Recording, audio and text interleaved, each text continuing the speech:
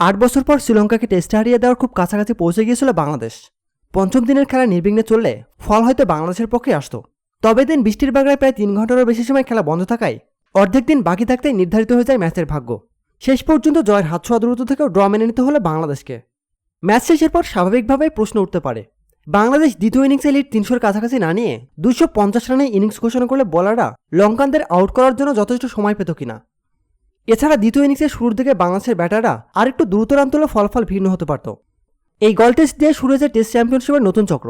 তাতে বাংলাদেশের শুরুটা স্বপ্নের মতো না হলেও অন্তত পরিস্থিতির বিচারে উতরে যায়। টস জিতে ব্যাট করতে নামার পর থেকেই গালে ছুরি ঘুরেছে বাংলাদেশ। প্রথম ইনিংসে মুশফিকের 163 ও নাজমুল শান্তের 148 রানের জোড়া সেঞ্চুরি নিজেদের প্রথম ইনিংসে লঙ্কানরা কম যাননি। প্রথম নিশাঙ্কার 187 রানের দুর্দান্ত ইনিংসে 485 রান সংগ্রহ করে লঙ্কানরা। 10 রানে লিড পাওয়া বাংলাদেশকে দ্বিতীয় ইনিংসে ভালো শুরু এনে দেয় প্রথম ইনিংসের সম্ভাবনা দেখানো সাদমান ইসলাম। জয়ের জন্য লঙ্কানদের ছুড়ে দেয় 296 রানের লক্ষ্য।